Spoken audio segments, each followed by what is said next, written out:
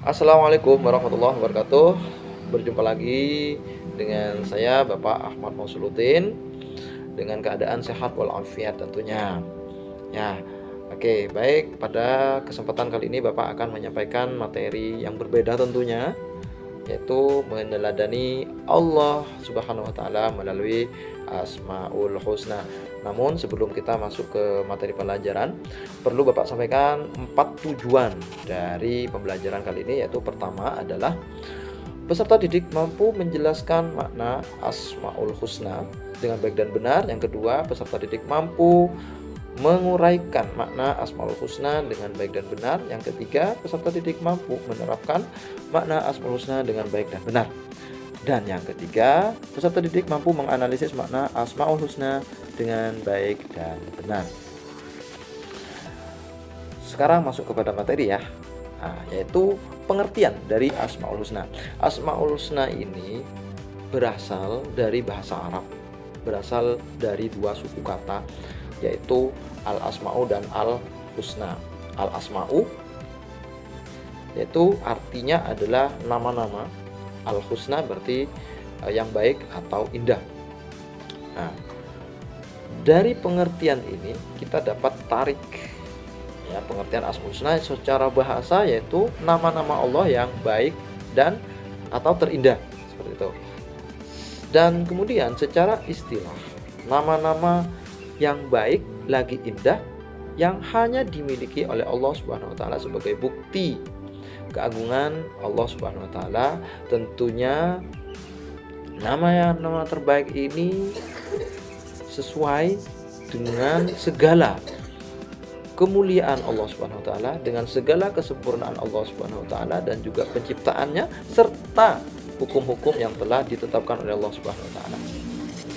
Adapun dalil dari Asmaul Husna ini menurut surat Toha ayat 8 yang berbunyi Bismillahirrahmanirrahim, Allahu la ilaha illahu lahul asmaul husna, yang artinya adalah Allah tiada Tuhan selain Dia, baginya Asmaul Husna. Shadaqallahu adzim.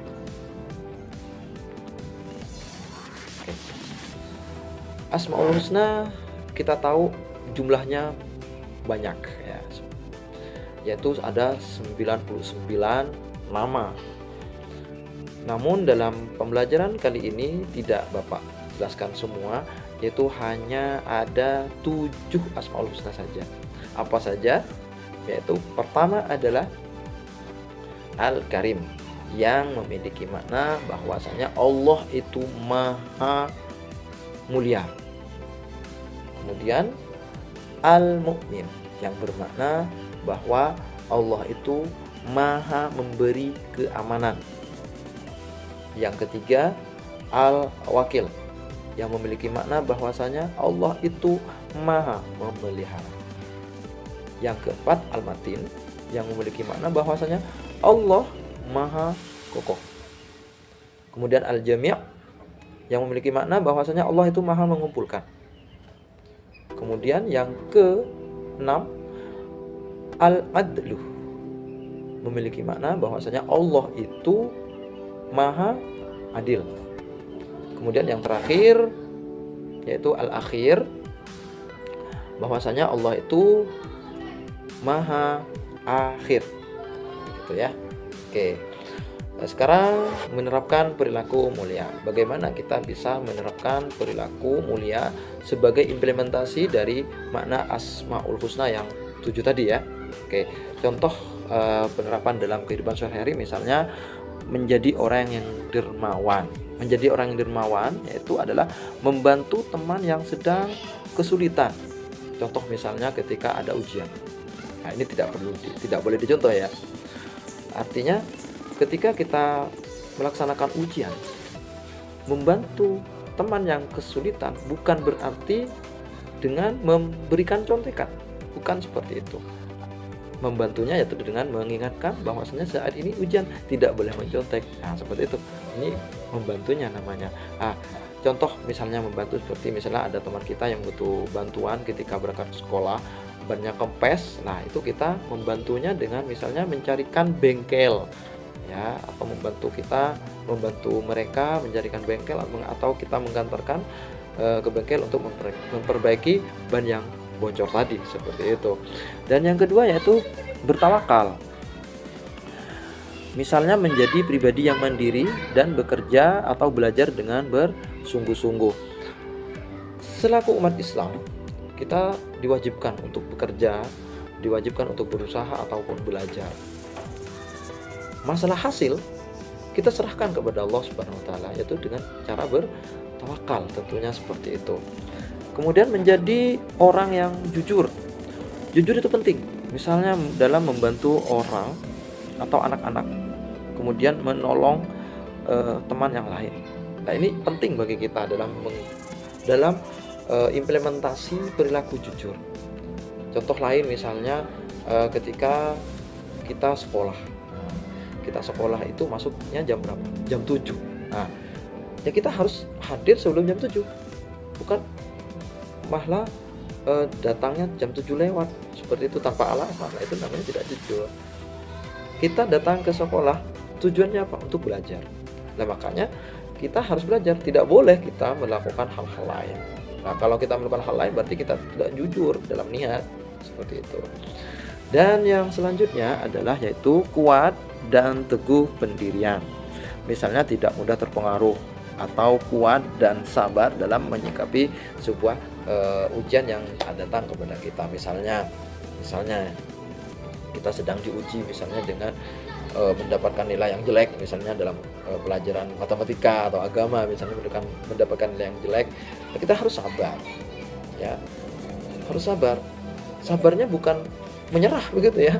Nah, jadi kita belajar yang lebih baik lagi, lebih semangat lagi, ya begitu. Nah, itu namanya contohnya orang sabar. Nah, selanjutnya yaitu adil, tidak memihak atau menjaga diri dari dan orang lain, ya, menjaga diri sendiri dan orang lain, itu namanya adil. Selain menjaga diri kita, juga kita wajib menjaga diri orang lain, yaitu misalnya dengan cara mengingatkan orang lain agar tidak mendapatkan musibah, misalnya seperti itu. Kemudian menjadi seorang pemimpin, ya, menjadi seorang pemimpin harus punya jiwa sosial, misalnya dengan hidup bermasyarakat, tidak boleh menyendiri kita, ya. Misalnya kita punya teman atau tetangga gitu, kita harus mampu bermasyarakat dengan mereka, harus mampu atau harus bisa bergaul dengan orang-orang gitu, ya. Kemudian contoh yang kedua, mampu mempersatukan orang-orang yang sedang berselisih, ya. Berselisih pendapat itu biasa, ya. Tapi bagaimana kita harus mampu mempersatukan atau mendamaikan orang yang sedang berselisih tersebut, ya. Yang terakhir adalah takwa, di mana takwa ini yaitu pertama adalah melaksanakan segala perintah yang Allah perintahkan, kemudian menjauhi segala larangan yang dilarang oleh Allah Subhanahu wa taala, seperti misalnya kita melakukan sholat, ya, perintah-perintahnya Allah, ya, melakukan sholat, zakat, puasa, berbuat baik kepada orang tua, berbuat baik kepada guru dan juga teman. Yang dilarang banyak juga, ya. Yang dilarang misalnya minum khamar, ya, terus bolos sekolah, sering bolos, melakukan zina, mencuri, merampok dan lain-lain. Seperti itu ya.